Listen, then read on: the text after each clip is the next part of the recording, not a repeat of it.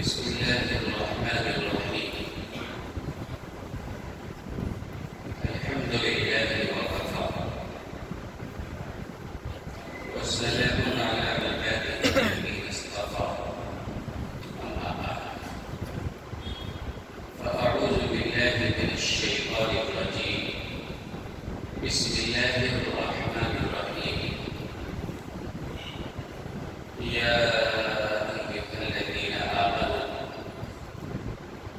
لا تلهكم أموالكم ولا أولادكم عن ذكر الله ومن يفعل ذلك فأولئك هم الخاسرون.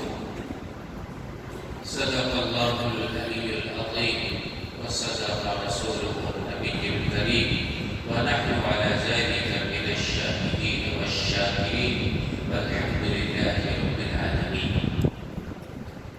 رب اشرح لي صدري ويسر لي امري واحلل عقدة من لساني يفقهوا قولي. سبحانك لا علم لنا الا ما علمتنا انك انت العليم الحكيم. اللهم رب زدني علما. اللهم انا نسالك علما نافعا. اللهم جنبنا الفواحش والمعاصي والخطايا والسلل ما ظهر منها وما بطن.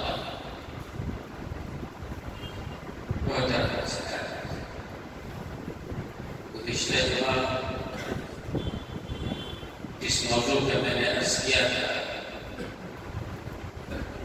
اسی موضوع پہ آج بھی عرض کرنا ہے انشاءاللہ. توجہ سے سنیں گے انشاءاللہ. بات بڑی اہم تھی، مسئلہ بڑا اہم ہے، پوری توجہ سے سنیں. بات اگر سمجھ میں آ گئی تو بہت سارے مسئلے انشاءاللہ خود بخود حل ہو جائیں گے. آج ایک چیز میں دنیا بہت پریشان ہے، اسی کے لیے جی رہی ہے، اسی کے لیے بن رہی ہے، رات دن تب لو اسی کے لیے کر رہی ہے.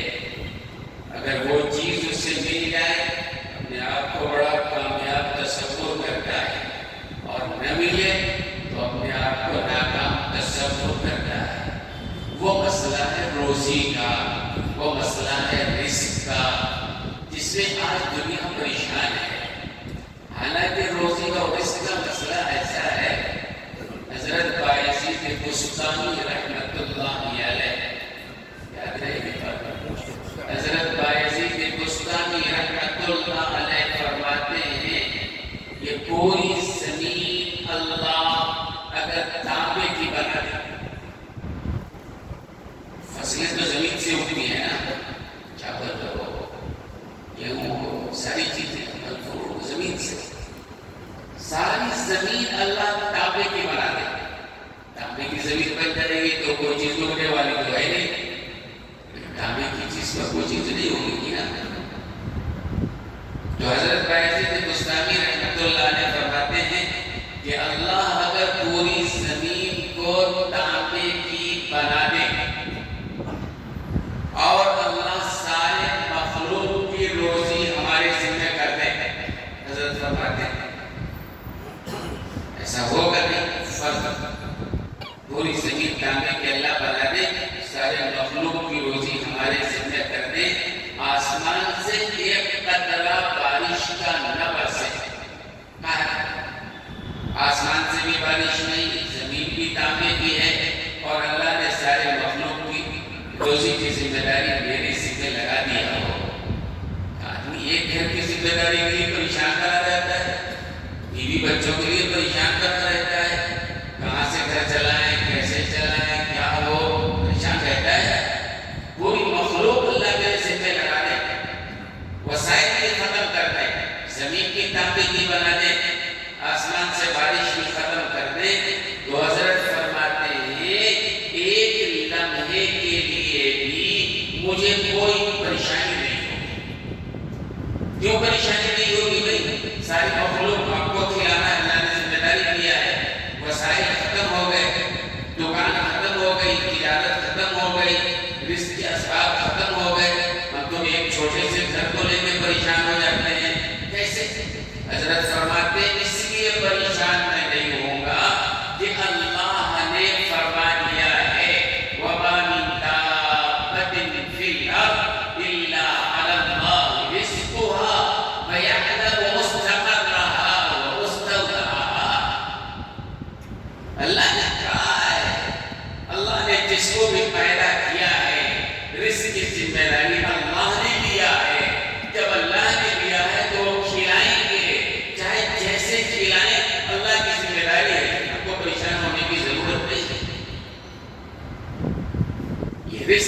جس کو روزی بولتے ہیں، یہ عربی زبان کا لفظ ہے۔ اللہ نے قرآن کریم میں کئی جگہ اس مضمون کو بیان کیا ہے، اور احادیث میں جناب رسول اللہ صلی اللہ علیہ وسلم نے بھی تو یہ رزق یا روزی، عربی زبان میں روزی کہتے ہیں رزق الجنبی، رزق الامام، رزق القاضی۔ عربی زبان میں رزق کا مطلب روزی، قاضی کی تنخواہ، رزق کا ترجمہ اردو میں کریں گے تو تنخواہ۔ ہمارے یہاں اردو زبان میں کیا بولتے ہیں؟ کتنی تنخواہ ہے؟ 20,000، 25,000، 50,000، لاکھ، 2 لاکھ تنخواہ کتنی ہے؟ یہ تنخواہ فارسی زبان کا لفظ ہے جو اردو میں آیا ہے، 2 لفظ سے بنا ہے یہ۔ تن، تن کے معنی جسم، باڈی، خواہ کے معنی ڈیمانڈ، چاہنا، مطلب باڈی جو چاہے۔ تنخواہ کا مطلب کیا ہوتا ہے؟ جسم جو چاہتا ہے۔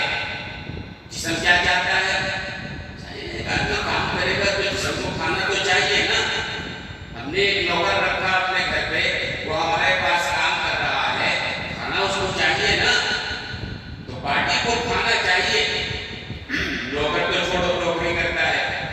حکومت مجرموں کو جیل میں ڈالتی ہے، حکومت مجرموں کو جیل میں ڈالتی ہے، وہ بھی کھانا دیتے ہیں اور کھانا دینا پڑتا ہے۔ مارنا مقصد نہیں ہوتا ہے، جیل میں ڈالنے کا مقصد مارنا نہیں ہوتا ہے۔ اگر مارنا ہوتا تو بھی مار دیتے، مارنا ہوتا پھانسی بھی چڑھا دیتے۔ تو جیل میں حکومت ڈالتی ہے، وہ بھی کیا کرتی ہے؟ رزق دیتی ہے، کھانا کھلاتی ہے۔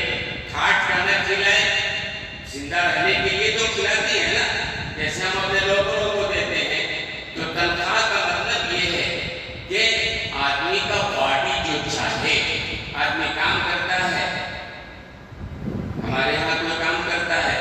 پھر اللہ کے بندے 2 طرح کے ہیں، اللہ کے بندے جو ہیں نا 2 طرح کے ہیں۔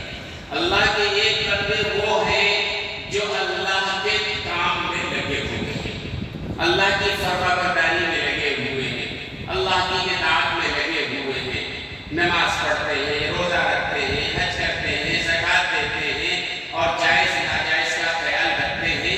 یہ ایک بندہ تو اللہ کا وہ ہے، اس کو بھی کھلاتے ہیں۔ ایک بندہ وہ ہے جو اللہ کا نافرمان ہے، اللہ کی نہیں مانتا ہے، اللہ کے حکموں میں نہیں چلتا ہے، نمازیں نہیں پڑھتا ہے۔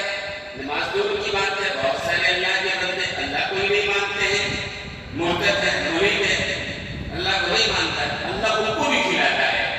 جو اللہ کو مانتے ہیں اللہ ان کو بھی کھلاتا ہے، جو اللہ کو نہیں مانتے ہیں اللہ ان کو بھی کھلاتا ہے۔ کیوں؟ اللہ نے ذمہ داری دے رکھی ہے، یہ سب ہمارے بندے ہیں، ہم نے ان کو پیدا کیا ہے۔ جیسے ہمارا نوکر ہے، ہم اس کو کھانا کھلاتے ہیں، نہیں کھلائیں گے تو ہمارا کام کرنا بچ جائے گا نہیں۔ اللہ نے پیدا کیا ہے، اللہ نے وجود دیا ہے، تو اللہ نے ذمہ داری دی ہے کہ زمین میں جو بھی جاندار ہے اس کی ذمہ داری رزق کی اللہ نے لے رکھا ہے۔ جب اللہ نے لے رکھا ہے تو اتنی پریشان ہونے کی کیا ضرورت ہے؟ حد تک کا وہ دعا کرو، رزق کے لیے مرے جا رہے ہیں، نہ حلال نہ حرام، نہ جائز نہ ناجائز، نہ دن نہ رات، نہ نماز نہ روزہ، کسی چیز کا خیال نہیں۔ اور بہت سارے لوگ زکوٰۃ دینے کی باری آتی ہے تو ان کی جان نکلنے لگتی ہے، بھائی ہم نے کمایا، تم نے کہاں سے کمایا؟ سمجھایا تھا کہ اللہ تعالیٰ سب کو رزق دیتے ہیں، اللہ کا نظام ہے۔ اللہ کسی کو آدھے پیٹ کھلاتے ہیں، کسی کو اللہ کا پیٹ کھلاتے ہیں، کسی کو اچھا کھلاتے ہیں، کسی کو کام چلانے والا کھلاتے ہیں۔ لیکن اللہ کی ذمہ داری ہے۔ ہمارے یہاں کوئی مہمان آتا ہے، ایک مہمان ہمارے گھر آیا مثلاً، اور مجھے معلوم ہے کہ مہمان کھائے گا 2 روٹی، لیکن ہم اس کے سامنے پورے روٹیوں کی تکمیل دیتے ہیں، اس کا رسپیکٹ، اس کی عزت احترام۔ 2 روٹی رکھتے، معلوم ہے 2 روٹی کھائیں گے ہوگا، یہ مہمان آنے والا 2 روٹی کھائے گا، 3 روٹی کھائے گا، لیکن انہوں نے 10 روٹیاں رکھی ہیں۔ کیوں؟ رسپیکٹ، اس کی عزت کے لیے، احترام کے لیے۔ اگر 2 ہی روٹی رکھتے تو اچھا نہیں لگے گا نا، ہم پوری روٹیوں کی تھپی رکھ دیتے ہیں، کھاؤ، مطلب ہے 2-3 روٹی کھائے گا، وہ کیوں رکھتے ہیں؟ عزت کے لیے۔ اب اگر وہ مہمان یہ کرے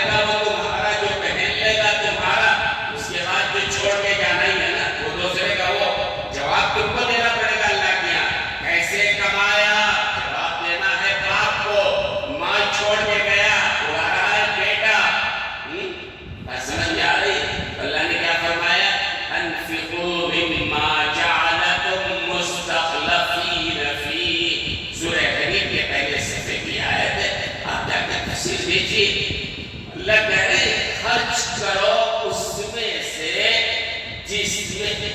جس میں ہم نے تم کو نائب بنایا ہے، جس میں ہم نے تم کو خلیفہ بنایا ہے۔ خلیفہ سمجھ میں نہیں آتا ہے، اردو میں اور ترجمہ کرو، اس مال میں سے خرچ کرو جس مال میں ہم نے تم کو مینیجر بنایا ہے۔ مستخلفین کا ترجمہ کیا ہوگا؟ جس مال کا ہم نے تم کو کیا بنایا ہے؟ مینیجر بنایا ہے، اونرشپ نہیں ہے۔ یہ اللہ قرآن میں فرما رہے ہیں۔ اللہ نے 2 روٹی سے بڑھ کے دسترخوان پہ بہت روٹیاں رکھی ہیں، ہم سمجھے 2 کھا لیا، باقی روٹیاں تھیلے میں یعنی بینک میں بیلنس کر لو، ایک کے بعد ہے 2 ہے تو 3 4 کر لو۔ اللہ نے جو تمہارے دسترخوان پہ زیادہ دیا ہے اونرشپ نہیں ہے، کیا ہے؟ مینیجر۔ مستخلفین فیہ کا لفظ ہے، آپ ترجمہ تفسیر دیکھیے، مستخلفین استخلاف سے آیا ہے، اشارہ اس بات کا ہے پہلے تم اس مال کے مالک نہیں تھے، کوئی اور مالک تھا نا، تمہارے باپ تمہارے دادا کوئی اور مالک تھا اس مال کا جس کے آج تم مالک بنے ہو، چاہے باپ دادا کا مال ہو یا تم نے کسی سے خریدا ہو، کوئی اور مالک تھا، اب تم مالک بنے ہو نا۔ یاد رکھ لینا کل تم اس کے مالک نہیں رہو گے، کوئی اور مالک بننے والا ہے، اونرشپ نہیں ہے کہ قبر میں لے کے چلے جاؤ گے۔ ہم نے تم کو مینیجر کے طور پر مال دیا ہے، لہذا جن کو اللہ نے زیادہ مال دیا ہے یہ نہ سوچے کہ ہمارے دسترخوان پہ میزبان میں اتنی روٹیاں رکھتی ہیں ہم 2 کھا لیں گے باقی تھیلے میں بینک میں رکھ دیں گے۔ اللہ نے جو اصول کیا ہے اس اصول کے مطابق کام کرو۔ اللہ یعلم مستقرها ومستودعها، اللہ مستقر کو بھی جانتا ہے، اللہ مستودع کو بھی جانتا ہے۔ مستقر کہتے ہیں وہ مستقی جہاں آدمی رہتا ہے، پرماننٹ، ایک آدمی کا ایڈریس ہوتا ہے نا، فلاں جگہ مستقیم ہمارا ایڈریس ہے، کہیں جاتا ہے تو وہ عارضی طور پر دست ہوتا ہے۔ مستقر کہتے ہیں مستقل رہائش کو، اور مستودع کہتے ہیں عارضی رہائش گاہ کو۔ مثال کے طور پر ہم لوگ یہاں اپنے گھروں میں ہیں، رزق دے رہا ہے، اگر یہاں سے کہیں اور چلے جائیں، کسی اور شہر میں چلے جائیں، نئی جگہ پہ چلے جائیں، ایسا نہیں کہ اللہ یہاں دے رہا تو وہاں نہیں دے گا۔ اللہ کو یہ مستقل ٹھکانے کا بھی پتا ہے بندے کے، عارضی ٹھکانے کا بھی پتا ہے بندے کو۔ جہاں جاؤ گے تمہاری رزق تمہارے ساتھ جائے گی، یہ یوں کہو کہ جہاں تمہارا رزق جائے گا تم کو بھی ساتھ جانا پڑے گا۔ تو اس میں ہے کہ 2 چیزیں آدمی کو بڑی زور سے کھینچتی ہیں اپنی طرف، 2 چیزیں، ایک موت اور ایک رزق۔ آدمی کو جس طرح موت ڈھونڈتی ہے ایسے ہی رزق بھی آدمی کو ڈھونڈتا ہے، اور یہ حدیث میں ہے کسی کے مقدر کا رزق اگر پہاڑ کے چوٹی پر بھی ہے جب تک وہ کھا نہیں لے گا اپنے مقدر کا، اللہ کی قسم اسے موت نہیں ہے، اللہ نے طے کیا ہے۔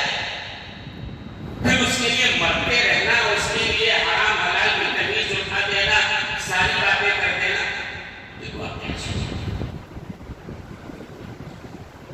ایک صاحب تھے، اللہ والے تھے، بزرگ تھے،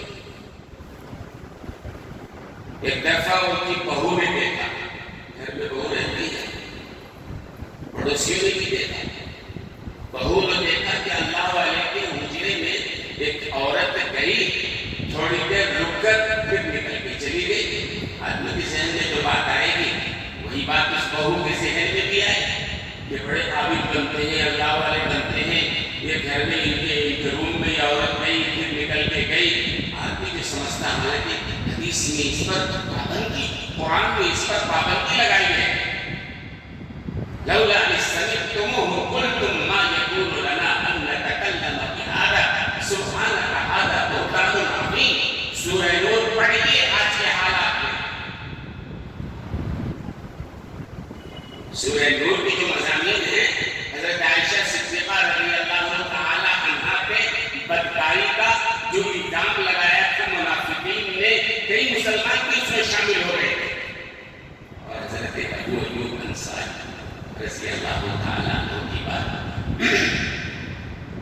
مجھے بڑی اچھی لگتی ہے، میں سناتا ہوں، اس لیے سناتا ہوں کہ اللہ تعالیٰ ہم سب کو وہ یاد رکھنے کی اور اس پر عمل کرنے کی توفیق عطا فرمائے، آمین کہہ لو بھائی۔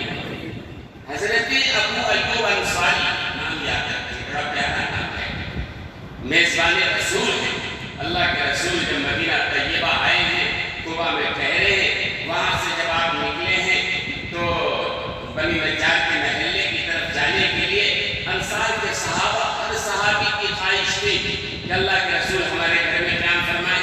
آپ کا گھر تو مکے میں چھوڑ کے آئے تھے، یہاں گھر تو تھا نہیں آپ کا، ہر صحابی یہ چاہ رہا ہے کہ میرے گھر اللہ کے رسول قیام فرمائیں۔ تو اللہ کے رسول نے فرمایا میری اونٹنی قصوہ کے محال کو چھوڑ دو، اللہ نے اسے بتا دیا ہے مجھے کہاں ٹھہرنا ہے اور جہاں یہ رکے گی وہی مجھے ٹھہرنا ہے۔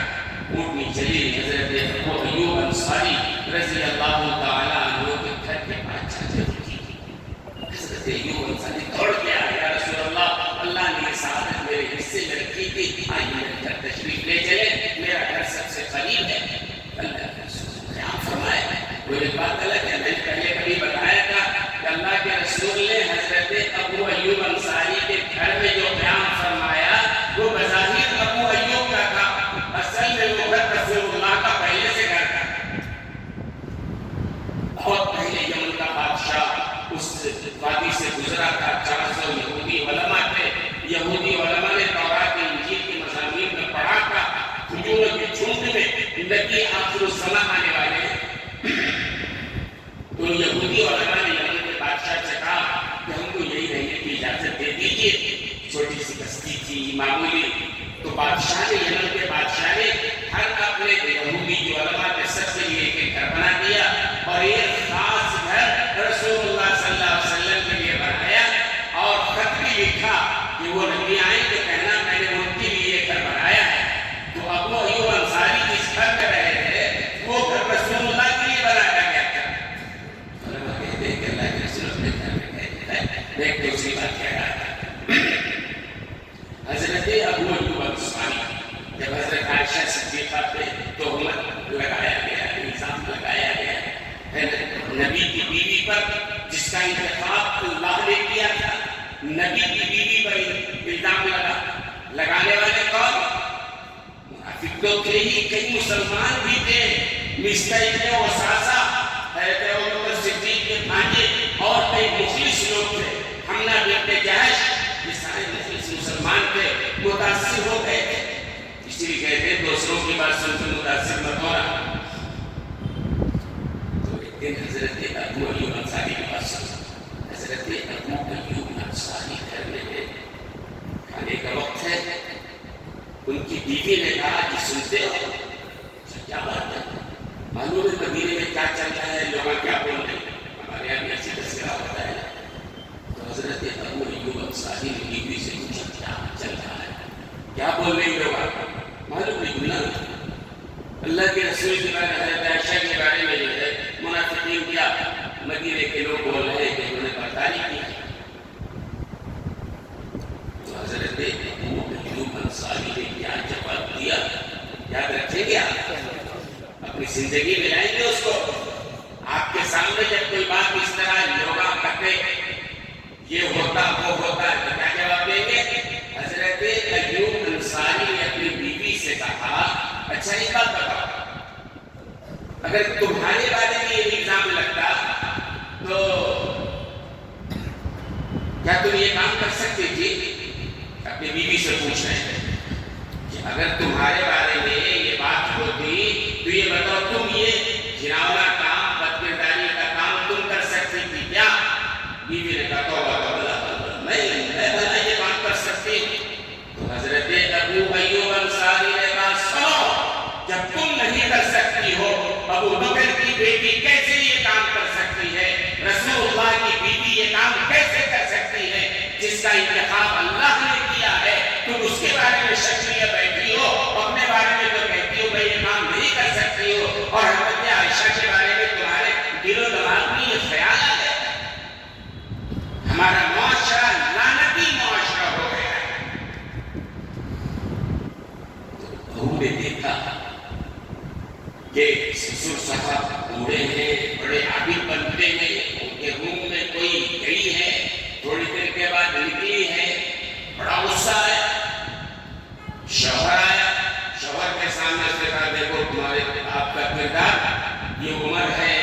شروع کرنے بیٹھے ہیں، ان کے حجرے میں جو ہے ایک عورت گئی تھی، تھوڑی دیر کے بعد نکل کے گئی ہے.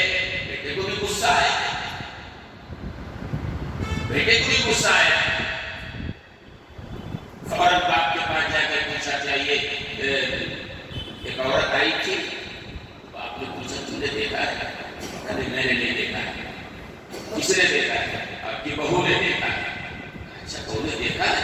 میں دیکھا ہے. تب اللہ والے نے کہا وہ کوئی عورت نہیں تھی بلکہ وہ دنیا کی دولت تھی جو عورت کی شکل میں آئی تھی میرے پاس. وہ عورت نہیں تھی، وہ دنیا تھی جو عورت کی شکل میں آئی تھی اور آ کر مجھ سے اس نے کہا میں آپ کے پاس رہ جاؤں. یعنی دنیا دولت میرے پاس آنا چاہتی تھی. میں نے کہا اگر ہمیشہ کے لیے رہنا ہے تو رہ جاؤ، نہیں تو جاؤ. تو اس دنیا نے کہا، سنو دنیا کا اصول، اس دنیا نے کہا جو عورت کی شکل میں آئی تھی کہ آج تک میں کبھی کسی کے پاس ہمیشہ نہیں رہی. یہ دنیا ہمیشہ کسی ایک کے پاس نہیں رہتی ہے. علماء نے لکھا ہے یہ دنیا جو ہے زمین جائیداد 100 سال سے زیادہ ایک اونرشپ کو برداشت نہیں کرتی. بدل جاتا ہے، یا تو اونر بن جاتا ہے یا کوئی اور اونر ہو جاتا ہے. یہ زمین 100 سال سے زیادہ کسی ایک اونر کو برداشت کرنے کو تیار نہیں ہے. دنیا ایک کے پاس نہیں رہتی ہے. اللہ نے دنیا دیا ہے، اللہ نے جو حقوق بنائے اس کے مطابق کام کرو. بہرحال بیٹے نے کہا اچھا وہ دولت غریب لوگ تھے، معمولی گھر میں رہتے تھے، روک لیجیے نہ پھر آئے گا. سمجھایا آپ نے. بیٹے نے کہا نہیں روک لیجیے، ٹھیک ہے اگلی بار آئے گی تو روک لیں گے. پھر وہ دنیا کبھی آئی، حضرت رہ جاؤں، رہ جا، جتنے دن کے لیے رہنا ہے رہ جا. پھر عیش شروع ہوا، دولت آنے لگی، جھوپڑی سے بلڈنگ بننے لگا، رئیسانہ زندگی ہو گئی، گاڑی گھوڑا فلاں فلاں عیش پاٹ پاٹ. پھر ایک دن دنیا آئی اور کہنے لگے حضرت السلام علیکم، جا رہی ہوں میں. یہی بات ہو گئی تھی کہ جب تک رہنا رہو، جب جانا ہو جاؤ. پہلے اس نے کہہ دیا تھا ہمیشہ کسی ایک کے پاس نہیں رہتی میں. دنیا بڑی بے وفا ہے، کسی کے ساتھ دنیا نے وفا نہیں کیا. دنیا گئی، پھر آگے سب لکھ کر کے جھوپڑی میں پھر آگے حضرت. اس واقعے سے علماء نے لکھا ہے کہ روزی اللہ نے جو دینا ہے، جتنا دینا ہے اللہ کو دینا ہے، وہ رزق ملتی رہے گی. جس طرح موت انسان کو ڈھونڈ رہی ہے اور اسی طریقے سے رزق بھی انسان کو ڈھونڈ رہا ہے. اللہ نے جہاں رکھا ہے، پہاڑ کے دامن میں رکھا ہے، پہاڑ کے نیچے رکھا ہے. جب تک آدمی وہ روزی کھا نہیں لے گا موت نہیں آئے گی. اور یہ بات صرف انسان کے ساتھ نہیں ہے، اللہ تو سب کی ذمہ داری لے ہوا ہے نا، سب کی ذمہ داری. سورہ یاسین کا مضمون بیان کر رہا تھا. گزشتہ جمعہ یاسین سب لوگ پڑھتے ہیں نا، ذرا اس کو یاد رکھنے میں آسانی ہوگی. وَإِذَا قِيلَ لَهُمْ أَنفِقُوا مِمَّا رَزَقَكُمُ اللَّهُ، جب کہا جاتا ہے لوگوں سے بھائی خرچ کرو اس میں سے جو اللہ نے دیا ہے. یہ بات کہے اللہ کے دینے سے ہی ملے گا. ذہن میں رکھ لیجیے، اللہ نہ دینا چاہے پوری دنیا مل کے نہیں دے سکتی ہے. اللہ دینا چاہے پوری کائنات مل کے روک نہیں سکتی. پکی بات ہے. وہ دعا بھی ہے، دعا مانگے کرتے ہیں اللہم لا مانی لما اعطیت ولا معطی لما منعت. اے اللہ آپ اگر نہ دینا چاہیں تو دے نہیں سکتا، آپ اگر دینا چاہیں تو روک نہیں سکتا. یہ دعا ہے. اللہ دینا چاہیں گے دیں گے، یہ اللہ کی طرف سے ہے. اللہ کو دینا ہے، اللہ تعالیٰ دیں گے. تو قال الذین کفروا وَإِذَا قِيلَ لَهُمْ أَنفِقُوا مِمَّا رَزَقَكُمُ اللَّهُ، جب کہا جاتا ہے لوگوں سے خرچ کرو جو اللہ نے دیا ہے. تو قال الذین کفروا للذین آمنوا أَنُطْعِمُ مَن لَّوْ يَشَاءُ اللَّهُ أَطْعَمَهُ إِنْ أَنتُمْ إِلَّا فِي ضَلَالٍ مُّبِينٍ. سورہ یاسین میں ہے نا، بہت سارے لوگوں کو سورہ یاسین یاد ہوگا اور سب کو یاد ہونا چاہیے. ایک ایک آیت یاد کرو نا بھائی، سینے میں اللہ کا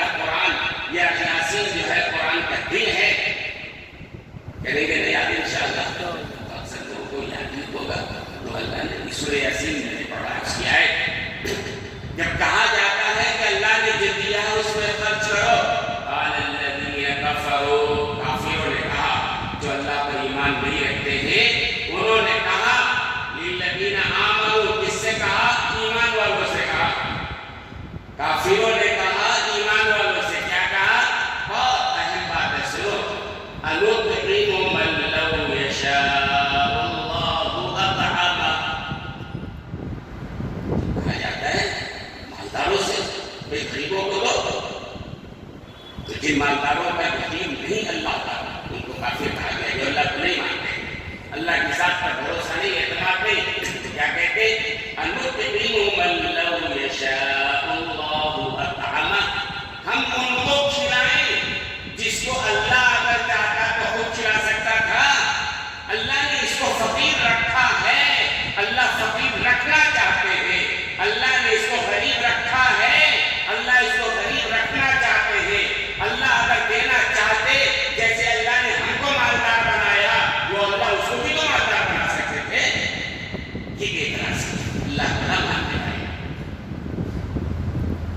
أنطعم من لو يشاء الله أطعمه. ہم اس کو کھلائیں جس کو اللہ چاہتا تو خود بھی کھلا سکتا تھا نا. إن أنتم إلا في ضلال مبين. صحیح گمراہی والی بات ہے. اللہ پر بہت بڑا اعتراف. بھائی اللہ نے ہم کو مالدار بنایا، اللہ چاہتا تو غریب کو بھی مالدار بنا دیتا نا. کیوں نہیں بنایا اللہ نے؟ اس کا مطلب اللہ خود اس کو غریب رکھنا چاہتے ہیں. یہ اعتراض تھا. اللہ نے اس سوال کا کوئی جواب ہی نہیں دیا، کوئی جواب نہیں دیا. پاگل پنی کی جواب کا کوئی جواب ہوتا ہے؟ کوئی پاگل پن کا سوال کرے اس کا کوئی جواب نہیں ہوتا ہے. اللہ نے کوئی جواب ہی نہیں دیا اس کا. دوسرے انداز سے سمجھایا کہ نہیں سمجھو، اللہ کا نظام ہے، کائنات کا نظام ہے. اللہ نے جیسے آسمان کے ستارے ہیں، چھوٹے ہیں بڑے ہیں، سورج ہے سب سے بڑا ستارہ ہے، سب سے زیادہ روشنی ہے.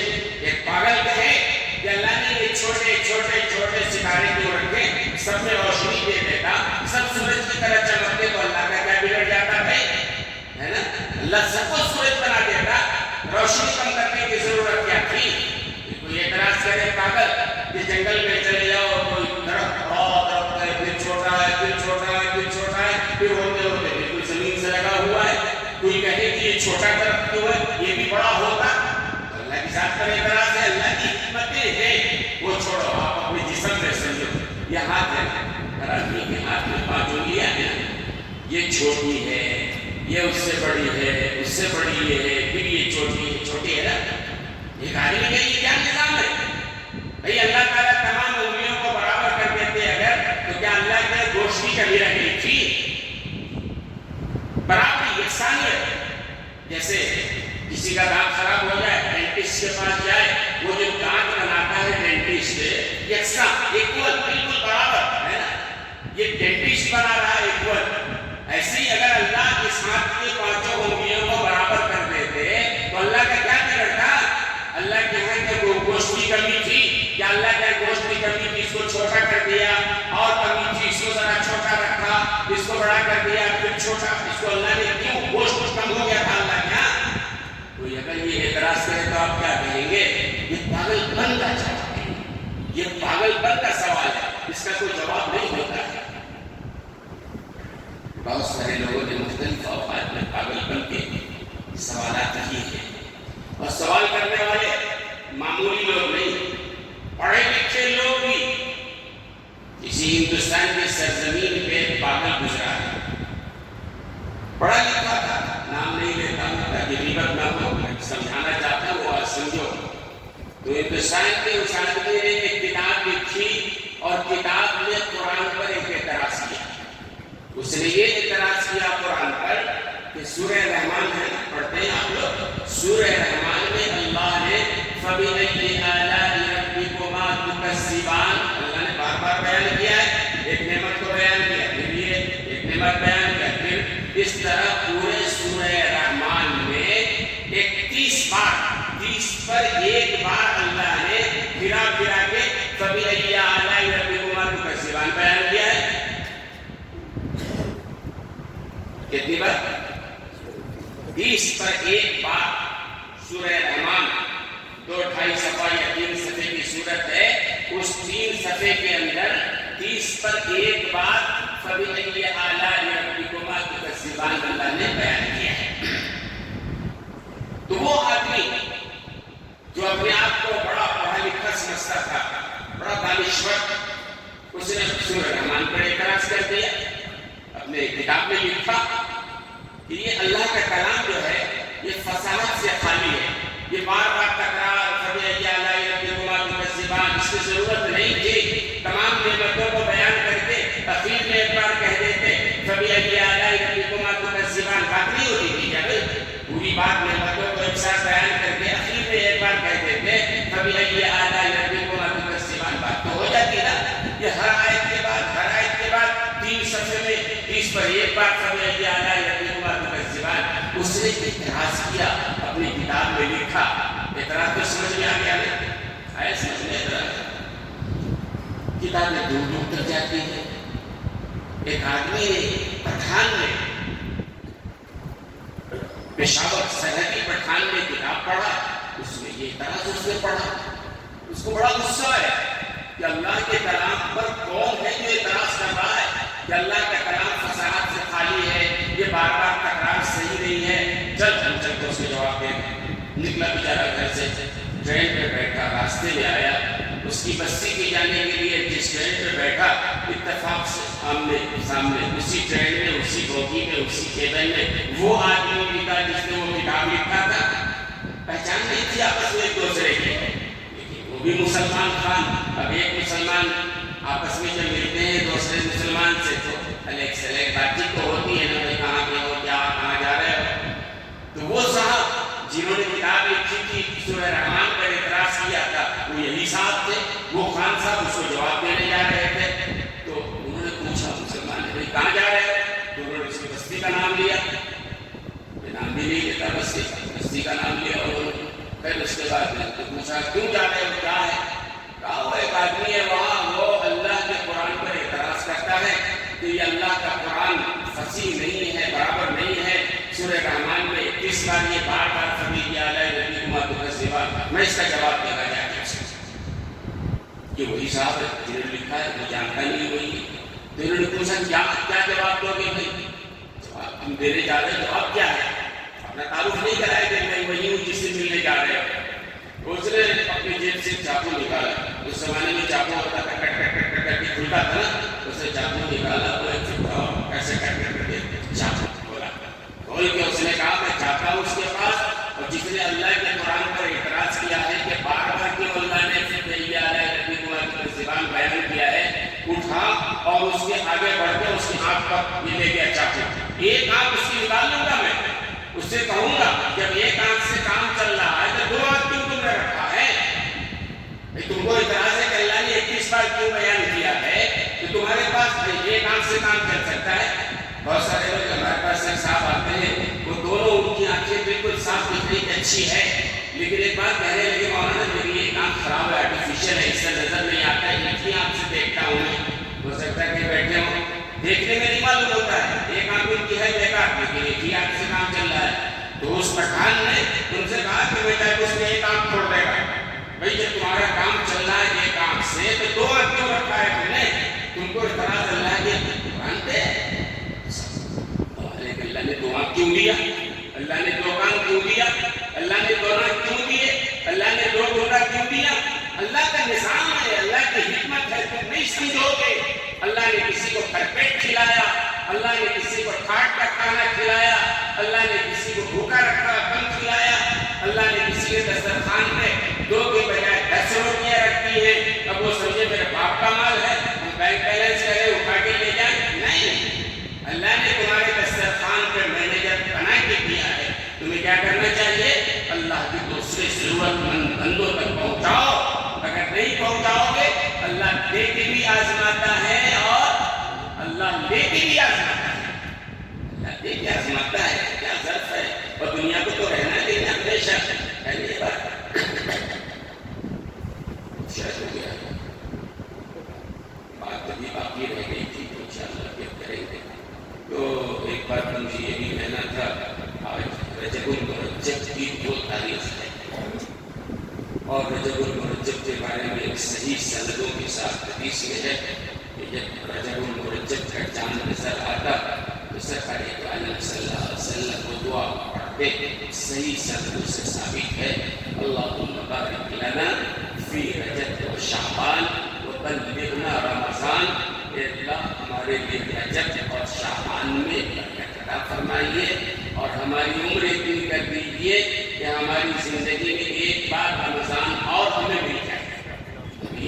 کہ یہ صحیح سند سے رجب سے متعلق ایک بات ثابت ہے. باقی ہم نے جو کنڈے نکال لیے ہیں، بہت ساری چیزیں ہم نے بنا لی ہیں، بہت سارے رسمیں ہم نے بنا لیا ہے، شریعت سے اس کا کوئی تعلق نہیں ہے. یہ شیطان نے سمجھایا اور ہم نے دین سمجھ کے اس پر عمل کرنا شروع کر دیا ہے. انشاءاللہ رجب کا پورا مہینہ باقی ہے. اس سلسلے میں آئندہ بھی عرض کروں گا، اس موضوع پر بھی انشاءاللہ میں عرض کروں گا.